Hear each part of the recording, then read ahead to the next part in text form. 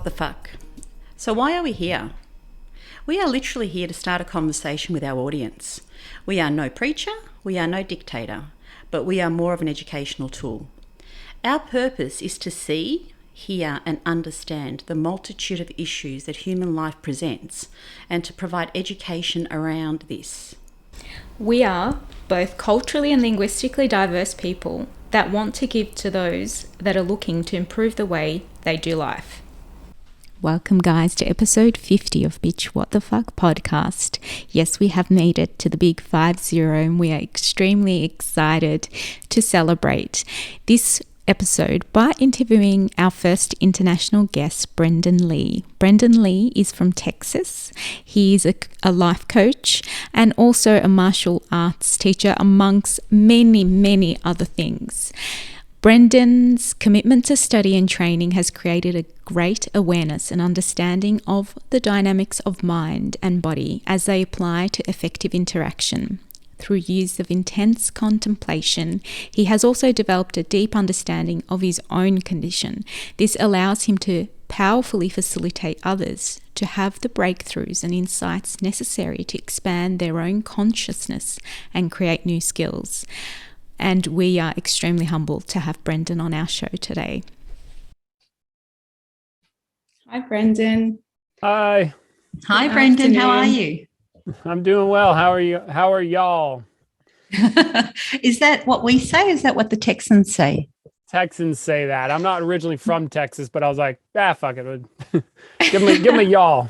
Yeah. I think Brene Brown, I think she's from Texas, isn't she? Because she always goes, hi, y'all. Oh, does she? I don't know. Well, we can say g'day to you then from Australia. Perfect. Well, thank you. I appreciate that. Wonderful. Thank you. Look, we've only got, I think, 40 minutes to record. Okay. So what we wanted to do originally is to maybe have a quick chat with you, but that's probably not going to be possible. So maybe we just jump into it. Is there anything from the questions that we'd sent through to you that you thought possibly don't go down that path? Or is there something that then what message, what is it that you would like our audience, and obviously your own audience will be copied in and hopefully they'll get to enjoy our conversation. Yeah, perfect. What messaging are you particularly looking for? That's a good question. I think basically the message that we promote most is just being authentic and real as possible is probably the best message to put out there. So that's good because that's our message as well for our podcast. Oh, perfect. Yeah, I was going to ask you because I saw the title. I was like, bitch, what the fuck? I was like, all right, what's going on here? I did a little research. I'm like, oh, these two ladies doing it. Like, okay. Still don't know what it's about, but sounds good to me, So just quickly, it's basically about culturally and linguistically diverse Australian experiences. So we come from a Turkish background. Our parents are Turkish migrants, and that's how this podcast topic stemmed in the lockdown. Both of your parents are Turkish migrants. Yeah, correct. Yeah, from different generations. Yeah. But also too, I think we had a bit of a play on words because we both had awakening moments throughout our life, and we had a bitch what the fuck moment. Like, what the hell has been going on? We've been lied to all of our lives, and now it was just difficult for us to return back to our authentic self.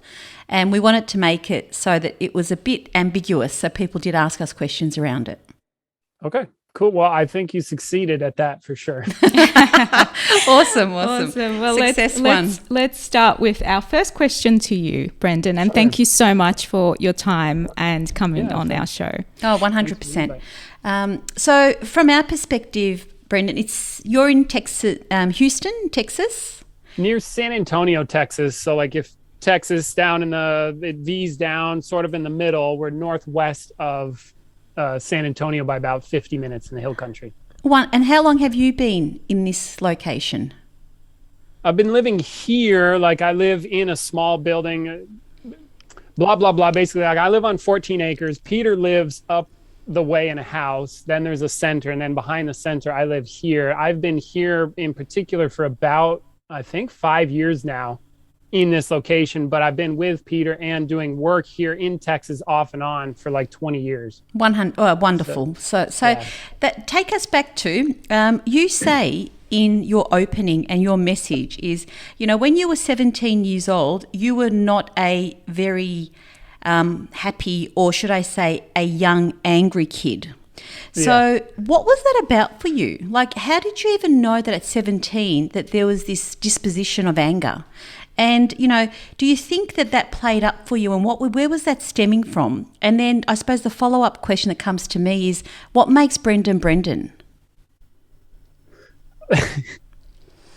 Let's see. Okay, first question. At the time, I don't know that I say a young, angry kid, and that's coming from a perspective that I currently hold. And then looking back, like, oh yeah, I spent a lot of time doing that, like being angry, but mainly I was hurt and upset and being a rebel or fighting against my parents or like fighting against the status quo. And I've always had like a thing where my disposition had been like looking out at the world and be like, everybody else is doing it wrong. I'm the only person that knows the right way to do it, and fuck everybody else. And no, I'm right, you're wrong, kind of thing. Mm-hmm. And I think of late, I noticed a bit that there's consequences to rejecting others, and more like, so like to your question, like, where does this come from? I think at the time I had no idea. I wasn't happy. I was upset with life.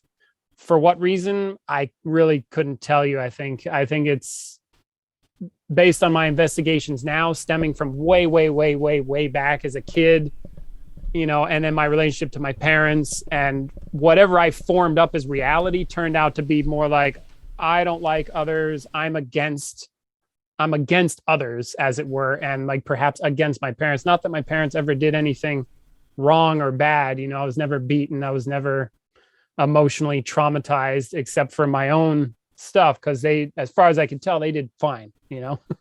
Yeah, that's really interesting. Yeah. That's one, like, and you're right. Trauma doesn't have to be physical or abuse or anything like that. And we started off saying authenticity. It potentially could be abandoning your authentic self, which makes you inadvertently uncomfortable. Is that something that played out for you? Yeah, we could.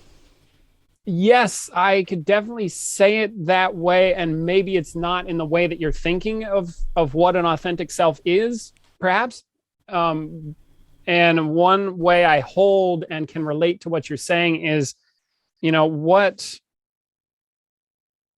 may sound funny in some sense, like I know beyond all shadow of a doubt, I am fine.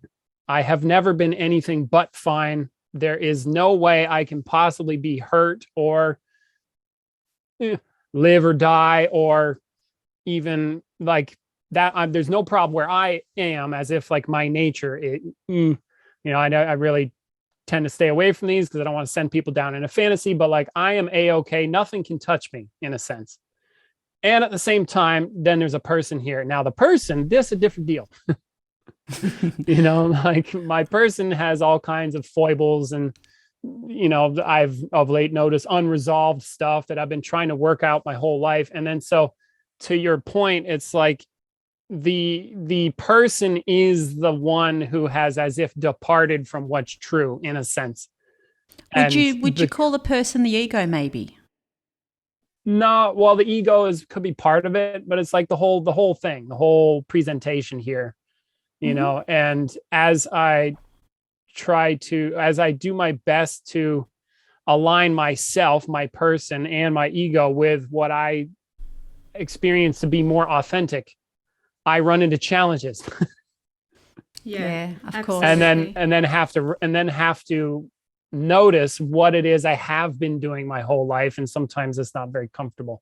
Kind of thing. And I go, oh, okay, I've been lying here. Wow, I didn't realize how much I was like doing something here that was hurtful and painful, and like, acknowledging that. That is a constant work that we have to keep doing.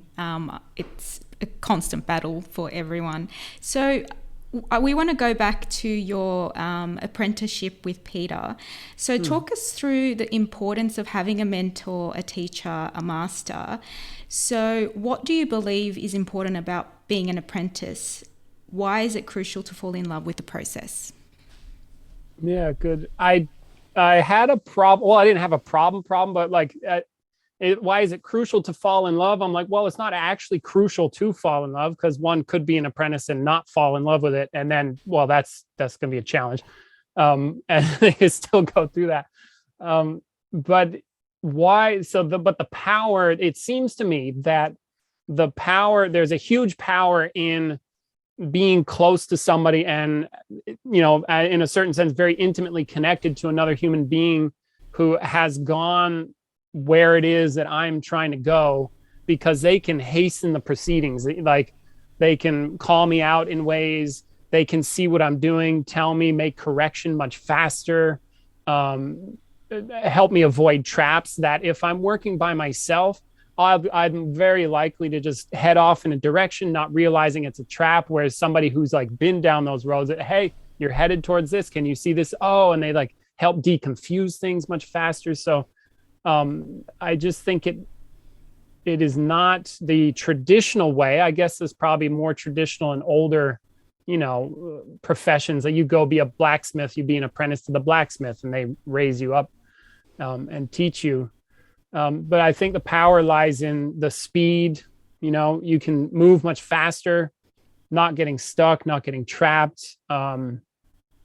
If the person that you're with is good, as well, because there is because that you have that a part of your course that you do. So there must be somewhere deep down within yourself thinking that, look, I suppose, let me reframe it from my perspective. We are constantly being heard, like from media and everyone around us, that the next generation, this millennials, they're lazy, they're demanding at work. What do you think about those statements in particular? And how do you think that doing something like an apprenticeship, that you basically sit, and you've clearly gone through it, and you say that you're still a student working with Peter, and I'm sure you have a lot of aha moments that possibly come up in your day, where you think, wow, we're lifelong learners. I mean, that goes without saying. I don't think that anyone just comes to a standstill and can say, I think I'm done with learning. I know everything in the world. I know everything there is to know. I'm done. That kind of mindset. Some people come close to a standstill. How do you think that serves them? Well, it depends. I guess it really depends. Probably, well, it serves them as an individual staying exactly where they are. That's how it serves them. But in terms of continuing to learn and grow, it doesn't serve them at all. Yeah. I would say it's. So, but sorry, go ahead. I interrupted you there. No, that's fine. So I would love to understand your perspective, because again, it's sort of getting someone else's. You work with a lot of people, and obviously every generation learns from the generation before, and every generation blames or tends to blame something about the previous generation, because we unfortunately, our elders, our parents, they think they're doing the right thing because they're only just playing out their own conditionings and their own learnt behaviours, or they're trying to get their kids to finish their own unfinished business. Wherever the actual parenting may come from, sometimes it may not serve the next generations, and so easy to blame. And I'm finding that a lot of people tend to blame this millennial generation, and I personally think it would serve if there was an understanding, and how we can understand these kids or this group or this cohort a lot better. What has your experience been, and what advice would you, if you could sit back and you could sit down with A, the millennial, and B, the parent, where would you want to actually frame that? Yeah, interesting question, and I'm glad because as you were speaking, something else came up for me to talk about that, because I was looking at the questions before we started and trying to okay, how is that one? But something that came up while you were talking is, rather than, because one part of your question is well, is it right or wrong? And then I'm like, I don't want to go towards right and wrong in a sense, because then, as you stated, it's very easy to be okay, well, I'm going to blame them for being like this. Well, you're clearly wrong, I'm right, and fuck you, and all that stuff. But when you asked that question, what I was thinking is, or considering, what I would want to do is invite parents and millennials alike sit, because the scenario is we get parents and millennials or older generation, younger generation in a room and like, hey, we're going to hash it out kind of thing. Like in that direction. Yeah. Okay. Is invite them to consider perhaps more, rather than like what's right and wrong, what's powerful, what's not, what's healthy, what's not, like what are the principles that are in operation here, and what principles could we consider are worthy principles to align to. And then what I mean by that is, for example, like rather than looking at right and wrong, we could assess both parents and millennials in the sense of, well, what creates effective human beings, for example. And it seems to me that millennials, we could assess, okay, they have certain powers and strengths in their ways of thinking, their ways of perceiving the world. And I say they as if I'm not a millennial, but like I'm right on the border, you know what I mean? So it's like, and I'm not excluding anybody either. I'm just like, as if we're, generalizing here. I'm not trying to exclude anybody out of that. What are the strengths and weaknesses of having millennial thinking? What are the strengths and weaknesses of having older generational thinking? Because, as I work with Peter, he's what I call old school, and he's an old guy. And there are certain very valuable qualities that I see as very powerful, very clear, honorable. Integrity, as far as I can tell, has gone out the window. Honor, goodbye. Things like excellence, I don't know if people really know about that. And those I consider more old school. Could the young kids, could they benefit from that? Absolutely. One major point of contention that comes up for me about my view of the younger generations is they're so self-centered, and it's like, it's all me, me, me, me, me.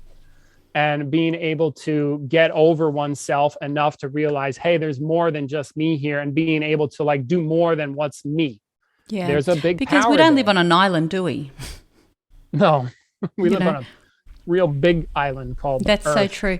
Just to go back to this concept of good and bad, why do you think we use these words so regularly? Like we tend to label things, and sometimes it's so definitive. Because it's not grey, it's just black and white. And nothing in essence, Shakespeare says nothing is good nor bad. It's your meaning or your interpretation that makes it so. So, it's one of those things that, often I get triggered when people label things good and bad, because I sort of tend to say, well, your good is my bad and my bad's your good. Like the event in the middle of it all possibly is the same. So if we think like that on that front, then maybe there's other fronts that we're also viewing this perspection from. It seems that way to me. One thing I've noticed is that the way that we function as humans looking out at reality is to assess automatically and extremely powerfully what good and bad is. It's very automatic and it's immediate. Like, for example, if you were looking at me, there's stuff about me you like, and there's also stuff about me that you don't like, and you've got that all mapped out, and there's stuff I like about you and don't like about you already. And I think, why do we do that? Well, it seems to be built into the functionality of being a human perceiving in the world. You got to know how to navigate, basically. Do you believe in nurture or nature? Nurture or nature? What are we born this way, or is our environment what makes us this way, do you think? I think certain things, as if what Peter would say, come with the package. Other things, and this is a huge amount, we learn and adopt it. Now, one of the things that makes it challenging, I think, is if I am in an environment where certain assumptions and cultural stuff, then like that's the norm and that's the world I'm brought up in, I am likely to copy that, not knowing what I'm doing. And then that becomes my, say, fixed social reality, for example. Yeah. It's just the way it seems to me.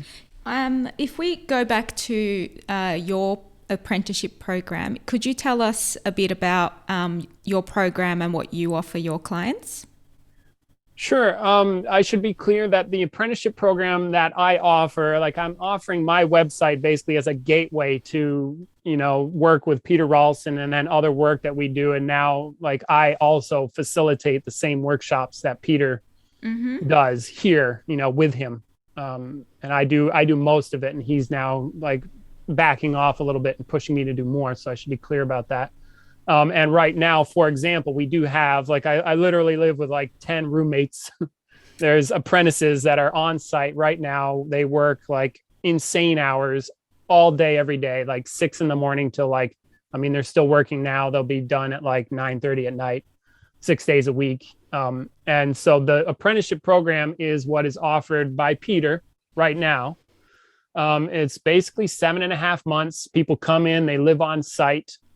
They do work all day. So this is a consciousness apprenticeship program. So they're doing consciousness work and exercises all day. And then there's also an additional component of like we actually work with the individual on their own personal makeup and, you know, shake things up as needed, you could say. Mm-hmm. What's a typical day's work? A lot. Yeah, but is it physical labor work like gardening, or is it just mental work? Sure. Yeah, Sure. So like in the morning, for example, they wake up, I think around 6 a.m. And then they do what's called a CCE, or contemplation and communication exercise, where there's like a few different domains. I guess I could break it down that way. A CCE, so it's like think a 40-minute period. They're in a dyad, which means it's a conversation between two people. And then they are intending to become directly conscious of their absolute nature. So they're working about becoming conscious of something absolute. Now, I know that just, when I say that, it lends itself to all kinds of fantastical ideas about what that is. If you ever want to know, just email me. I'll try to help slap you around a little bit, clear it up, and ground it in something real, because otherwise it can go foo-foo, and I don't want to do that. So they work on their absolute nature. Then they do other exercises and CCEs to work on more their relative makeup. Like, what am I as a person? Like, what makes me me? How am I built and constructed? And then they also do core category questions like, what is awareness? What is self? You know, what is suffering? What is, I think they work on stuff like intent, you know, so the direction of consciousness work is a deep and radical questioning of what's true, you know. And it's like, and then so it's kind of like, well, what is actually true? And then I rip people off of there's my truth, and then there's your truth, and then I also say, well, and there's the truth, because the truth about my truth and your truth is that they're different. So that means the truth is that's a fucking perspective. And so there actually is something that is the truth, whatever that is. And so then we work on that. Do you mind explaining to our listeners a little bit about Peter and how you were introduced to his work as a 17-year-old? Yeah, no, not at all. Luck, total luck.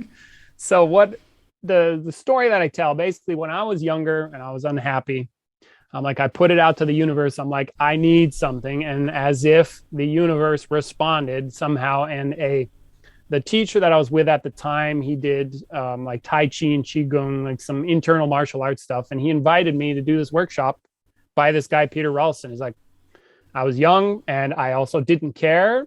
Okay, good. I'm going to go.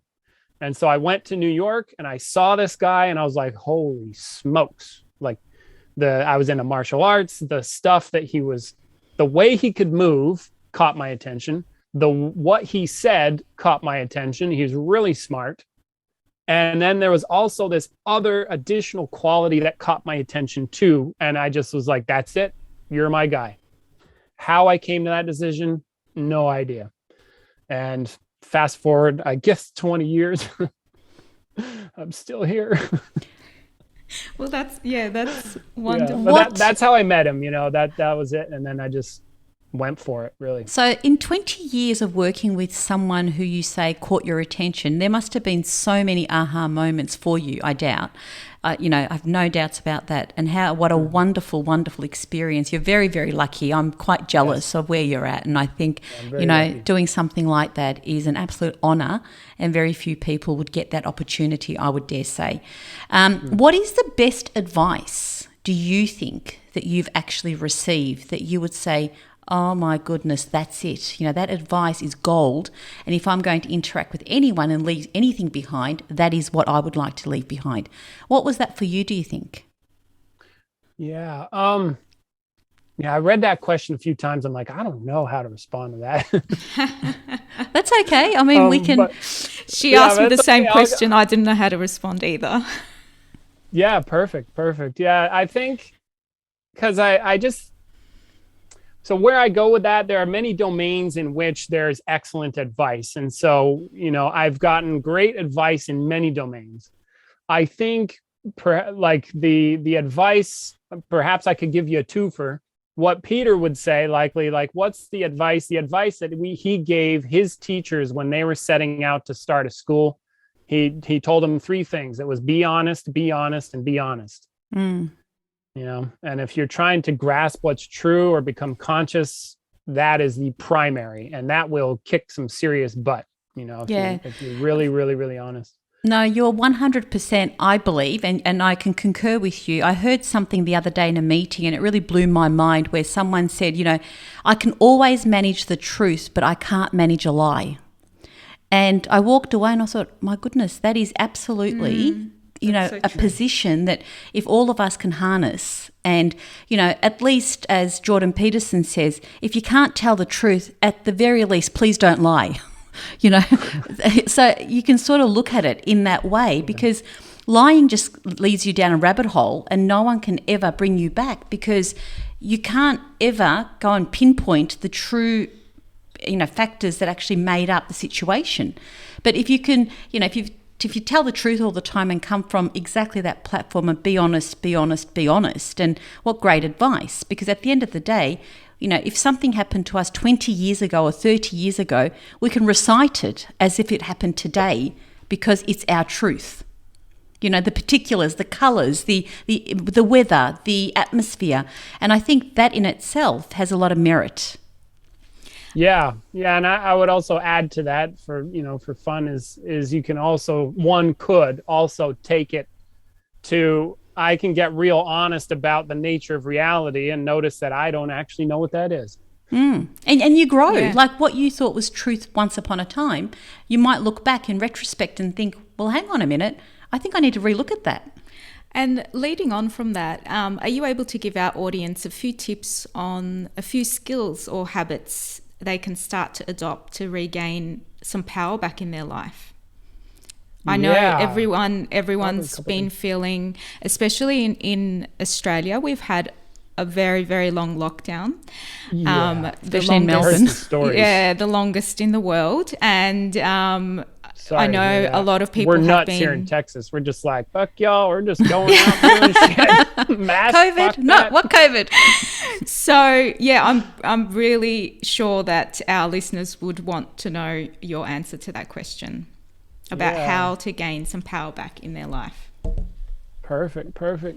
One thing I would say, and this isn't like a how-to, but this will help. And then I do think I have a couple how-tos also, because I know that's a valuable thing. Question what power is. How is it created? Because power does not just exist. Mm-hmm. And you can investigate that for yourself in a real way, not in a fantastical way, but like get real with yourself, get honest about what is power and how is it created and how does a self become powerful? Ponder that and then write me or write some, figure that one out. Grasp what that is. And then it does seem to me that there are a few things that create personal power. One is having integrity. And what that means is if you say you're going to do something, you do it. And even more importantly, if you say you're going to do something to yourself, do it. Mm-hmm. Mm-hmm. And that will start to create power as a human being, because like there's a principle there, and the principle is called integrity. Like if a vase is broken, it lacks integrity, and it just so happens, and like if a tire on a bicycle is bent, it lacks integrity, it doesn't function well. You see, the vase is cracked, it doesn't function well. The same happens with human beings. If you break your word, you will sort of as if break yourself, and yourself will not show up as powerfully. People will not trust you. And even worse, you won't trust yourself, and it'll create a separation. And this that has consequences. So if you want power, keep your word. Yeah. And there's something for you. No, that is amazing. So is that would be the same as cognitive dissonance, where you say one thing to the outside world, but then internally you're betraying. So your identity on the outside and your public self is slightly different from your private self. So there's a gap. So that's what you're coining to be the integrity of a human. Yep, part of it. And then, it seems like we're going to start nerding out a little bit. And I don't want to get too confusing or confuse anybody else, but that's okay with me if that happens. No, that's cool. Go wherever you want to go. I was just thinking that, because I'm a fan of rabbit holes. I intentionally create a private self. And I feel like I have integrity in that, where there's like, okay, in this area, I operate like this and I'm clear about that. And I can have integrity with that. Mm-hmm. And I can also have a private self, and I don't feel split or divided about that. So I wanted to acknowledge the cognitive dissonance part, which I don't really understand too much myself, or I haven't looked into it enough to really know what I'm talking about as far as I can tell. But it's like, if internally I'm lying about what's going on, there will be a split in my experience. No, I love that. That's so true, but don't you find, Brendan, that most people, like when you meet people for the first time, it's like on autopilot. When you ask someone, so tell me a bit about yourself. What are your values? In a very, very, very common conversation, the word integrity gets bandied around. The word honesty gets bandied around. Trust gets bandied around. Truth gets bandied around. And, 9 times out of 10, then you start working with these people, and then you think, wow, I don't think a coaching setting, or working with these people in what way? Just in general, whether you're working in teams at work, even companies and organizations, in their visions and their mission statements, they put, we are very integral, we are very honest. And then I think a lot of the public and the masses tend to adopt these kind of values, thinking that integrity is what you want. And then you look at their behavior, and it's so fun. That's what you're talking about, the split. It's so far from... if their behavior doesn't match that, then they're lying about having integrity. Yeah. And you're right. So it's that consistency of behavior, keeping your word not only to yourself, but to those that you are actually promising that you'll deliver. So you show up regardless. So showing up in your life to yourself and showing up to that of others is what will build the muscle of integrity and honesty. Yeah, integrity. And then honesty is a different thing, but I think honesty and integrity go together. How is honesty different, do you think? Because people do use them interchangeably, sort of. Yeah, good question. I don't know. It seems like honesty, if I'm honest, it's like I'm saying what's true. I have not given my word to do something. I will just say what's true. Okay. Yep. And where my integrity can get threatened or potentially broken is if I tell you I'm going to be here on Monday at 7:00, and then I don't show up, and then oops, I've broken my word now. And I also haven't said something that's true, so I have lied. So I think there's having integrity seems also to include some type of action. Like I've given my word to take an action, and then they match. Yeah. No, I love that. Telling you, yeah. No, that's wonderful. I've got a very long question for you here.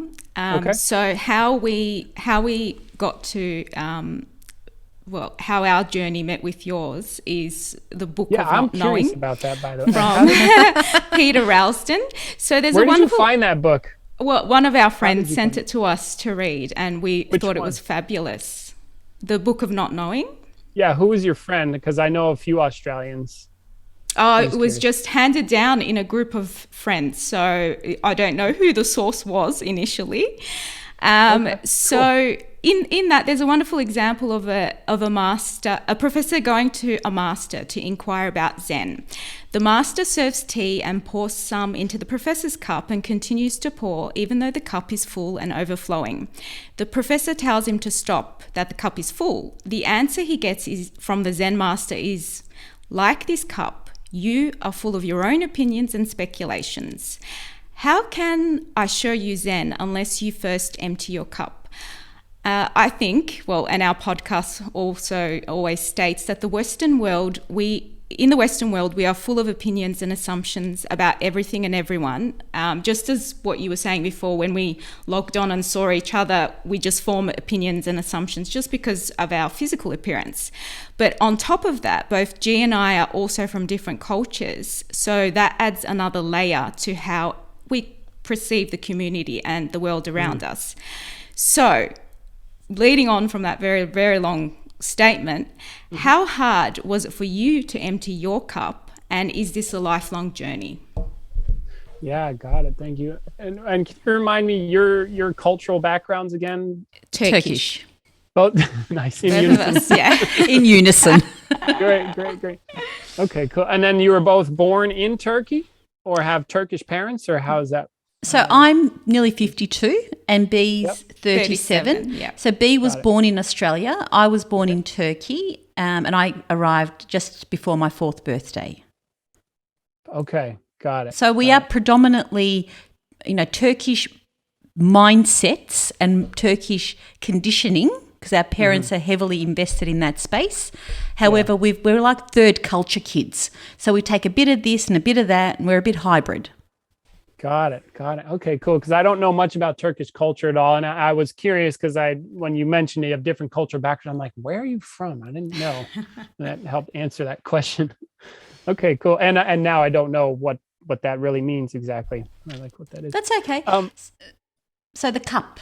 Yeah. Got so it. how did you empty your cup? Yeah. So I think. Let's see. It's pretty good. Some things I wanted to say there. One is I think the challenge is in recognizing how full of shit I am. That's the hard part. And then let's just say for fun that I've had a realization or an aha moment or a mind-blowing experience, if you will, that isn't actually an experience, but that's fine. And then I grasped, this whole thing is as if the full cup, the whole experience, that is the cup being full. And then so now I can as if go to the place where I already don't know what stuff is. And that exists right here in as if the same place as everything else. It's just not all of the knowledge and the knowing and the opinions and all this stuff. It's just more like what is, and what is I don't know, and then so that I would say, okay, now I can as if empty my cup quickly or go to the place where my cup is already empty. Now, when you ask me like, how hard is it for me to empty my cup when I can't as if go to a place where my cup is empty, it might come across as like a big challenge, or it's hard for a fish to recognize that it's in water, perhaps.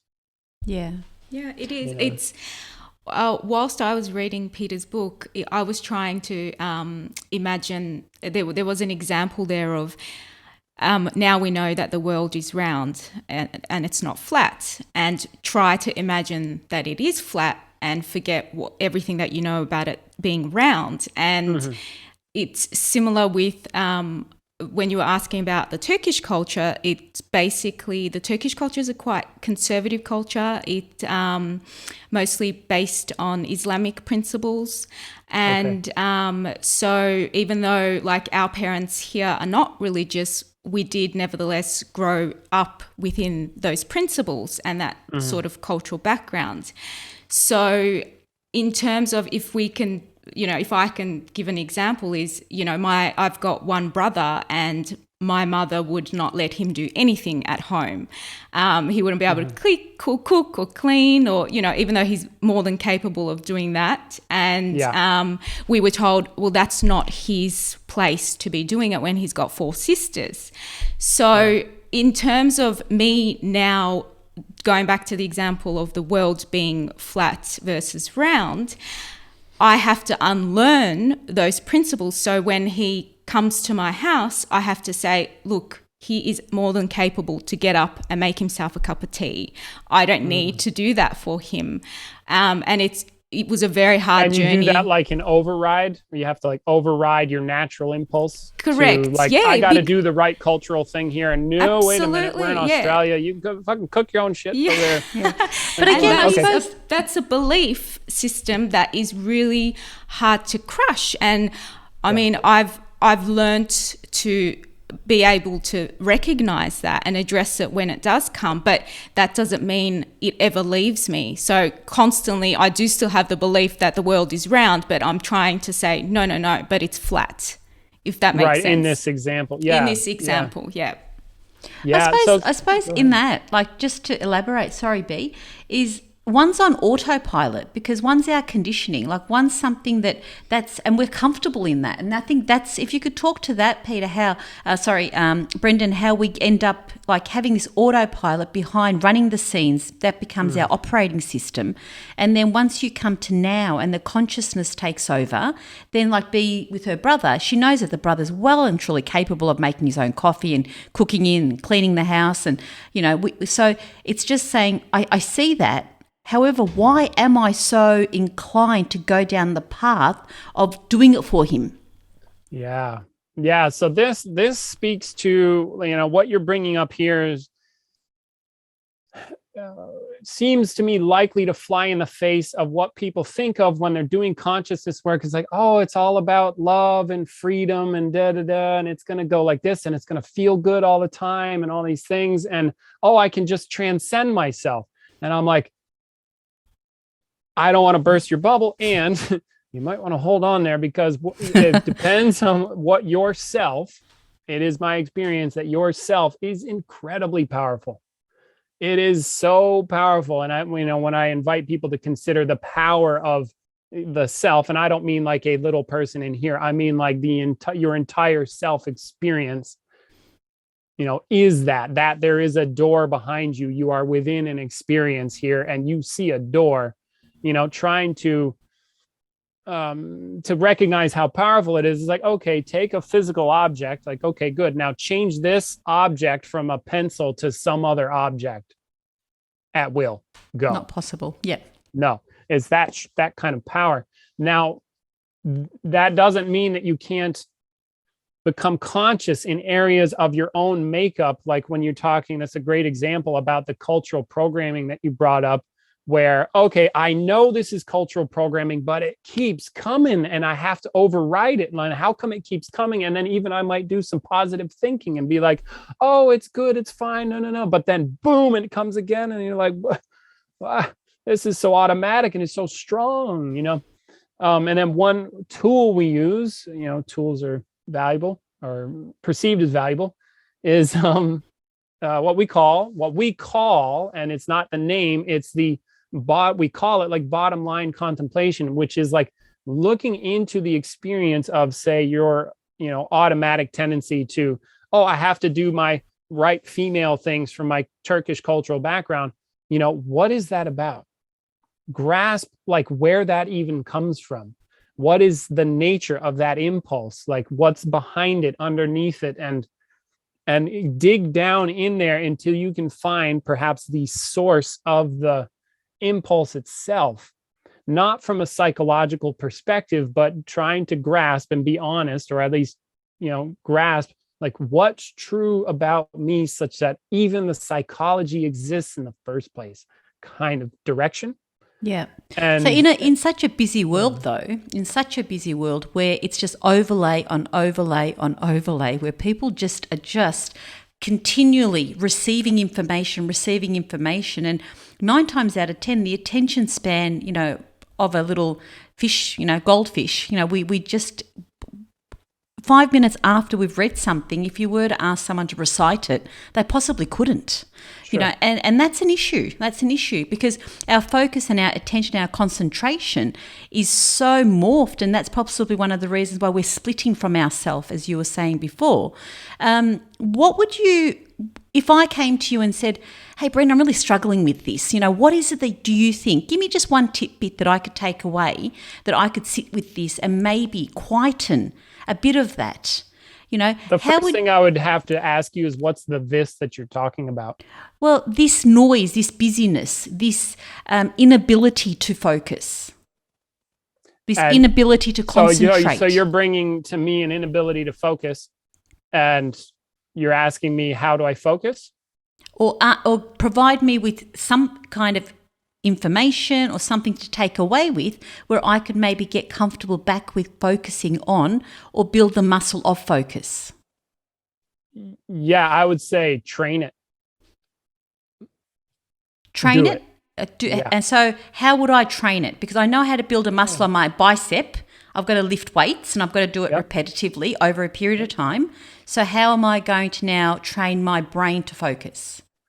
Well, I guess let me ask you then, what is the goal of the focus, or what are you trying to, do you mean just like focus as like, I just need to be able to focus, so where my attention goes, it stays there? Yeah, it's just. Or do you mean focus? What is your version of focus in this No, I case? like that. Thank you, because that is absolutely important for me to clarify what I'm saying. Just the ability to shut things off, and then when there's a task at hand that has to be done, and not being distracted by the peripheral stuff. The distractions of the busyness, like the phone, the social media, the emails, the noise around, the world around, the food around, the marketing, the advertisements, all of these perceived distractions on the outside that's taking me away. Yeah, I mean, I would say so. I think I'm clear. I don't know if I'm 100% clear, but if you brought that to me and I was working with you, say, the first thing I would be like, well, fucking do it. You got something you need to do, focus on it. Don't let anything get in the way of it. Start there. And then I also might say, if you're trying to, say, calm your mind, which is a little bit different than focus, I would say, okay, you can focus your attention on the center of your body, and it tends to shut things up or have the mind quiet down, as it were. Or if you focus on objective reality and notice that it doesn't talk, and then that can also improve one's ability to focus and be like centered, grounded, and present here. Now, if it's like a matter of divided attention where, like, because maybe you're on a computer and you're trying to do a task and then there's all this like busyness. If you need to be on the computer, well, you can get an ad blocker, or you have to train yourself to stay on the task and don't waver, And I can't, in this case, there isn't like a, here's 3 tips to fix it. It's more like the Nike slogan, like, you just got to do it. Yeah. Because that's how you do that stuff. But. Yeah. And I'm mindful of time, Dee. I'm absolutely mindful of time. And I just hope that we could just sit here and there's so many questions just from that comes up for me. And I love, that objective reality, because objective reality doesn't talk to you. It's this thing inside you that is just chitty chatter away, just trying to keep you safe. One last question I do want to ask from one of our questions is, what does Brendan do for fun? Well, Jesus, it's a good question. Well, I do a little working out, a little exercise. I work with apprentices, so I think my fun kind of revolves around my work. Otherwise, if I'm trying to relax in the evening, I watch some TV, hang out, maybe drink a beer here and there. Not much lately. And then I do like little build projects sometimes that I like, like I built some shelves in my place and things like that. So pretty simple. That's wonderful. That is wonderful. It's good to always get an insight into someone else's life. And I like that you said you do a workout, because me personally, I find that very fun also. I do CrossFit myself. So thank you so much for your time, Brendan. Did you have any last things? So where can our listeners and our audience get in touch with you? What is the best way that they can actually reach out to you? Your work that you're doing is phenomenal, and I've really enjoyed following exactly. And as I got to have the conversation with you, obviously it was one-sided because you were just talking to me and I couldn't ask you the questions. It was a bit difficult for us to engage, but there's so much stuff there that I have to say that our listeners would benefit from. So what's the best way to make contact with you, Brendan? Yeah, best way, well, yeah, you could go to my website, thebrendanlee.com, BRENDANLEA.com, and then just hit up the contact form. Or if you want, I mean, I could share my email with you as long as you're not sharing it on the, No, we don't could put it we out could there put more, your but- website as a link Yeah, to the probably notes just on like this podcast. thebrendanlee.com/contacts, and Yeah. then just And you're on come over, hit me Instagram up too? there. Yep, you're on Instagram. I'm on Instagram, but I do not check Instagram often, so don't hit me up there. Okay. You could do Facebook if you want, but I keep my Facebook very professional. Yeah. So like, don't expect me to like into all your stuff, but you can reach out to me there. And again, I don't check it very often, but the main thing is I would just say email me. Okay. You know, you can do my Perfect. name,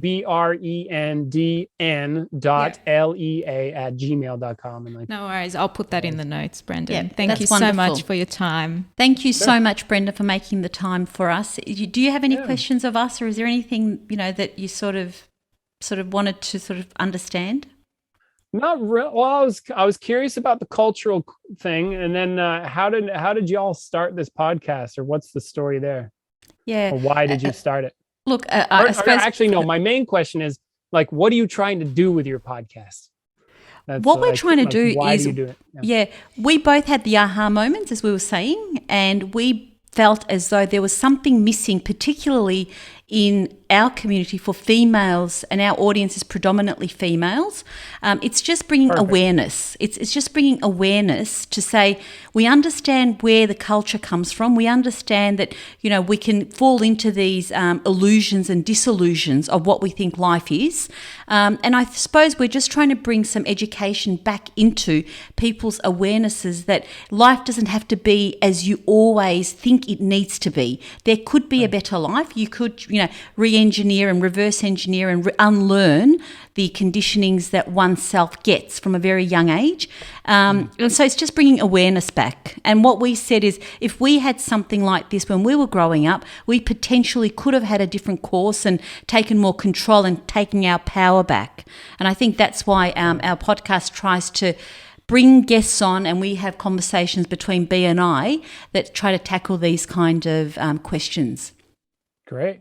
Well, I hope I've been able to serve that purpose. I think I did all right. I think you did wonderfully. I think so, you too. absolutely did wonderfully. And today's our 50th episode. So Yes. thank you so All much. right. Thank you so much for coming on. And you're our first international guest. So we feel so Alrighty. humbled to have you. Thank you so much. Well, thanks for the opportunity. I appreciate it. No. Have a wonderful evening, because it's evening over there. Enjoy your day. Thank you. Thank you. Bye. Bye. Ciao.